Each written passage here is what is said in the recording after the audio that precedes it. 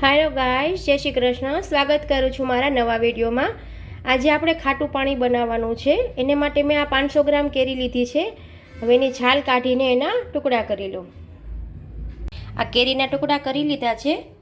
હવે એમાં 1 ચમચી હળદર અને 1 ચમચી નિમક હવે આને મિક્સ કરી દેવાના.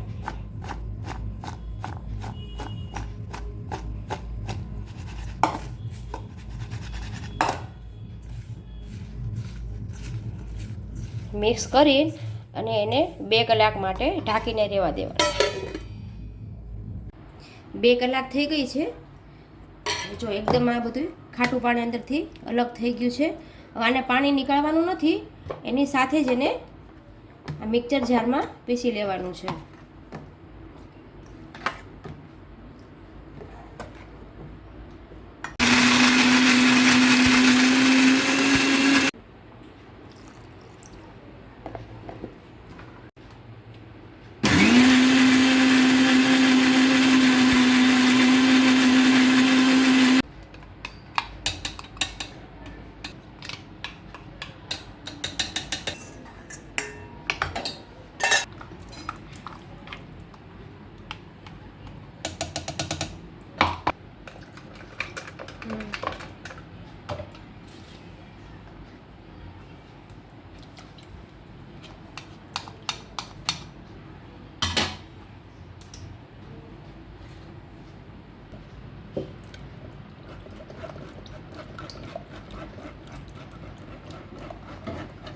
આ 500 ગ્રામ કેરીમાંથી 1 લીટર પાણી બન્યું છે.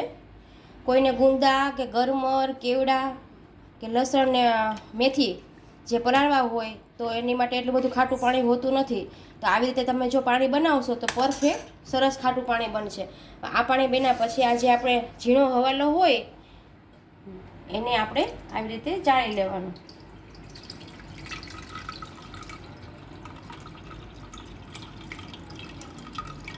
આ પાણીમાં તમે બધું જ પલાળી શકો છો.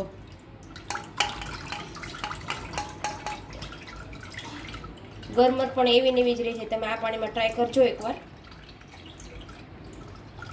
હર વર્ષે આ પાણી બનાવીને જ ગુંદા અને ગરમર બધું પલાળો છું.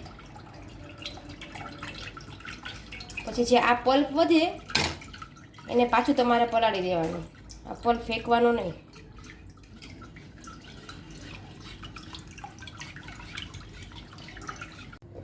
આ જે પલ્પ વધ્યો છે એને તમારે એક વાસણમાં લઈ અને આખી રાત એવી રીતે પાણીમાં નાખીને પલાળી રાખવાનો.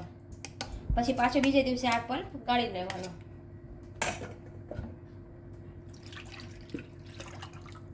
આને 4-5 કલાક સુધી ઢાંકીને રહેવા દેવાનું. પછી પાછો એને ગાળી લેવાનો. આ થઈ જશે આપણું ખાટું પાણી તૈયાર. આમાં તમે ગુંદા પણ બોળી શકો, ગરમર, મેથી, લસણ, કેવડા. આ તૈયાર છે આપણું ખાટું પાણી. જો તમને સારું લાગ્યું હોય રેસીપી તો લાઈક, શેર અને સબસ્ક્રાઈબ જરૂર કરજો. ફ્રેન્ડ્સ અને ફેમિલીમાં જરૂર શેર કરજો. મળીએ અગલા વિડીયો સાથે.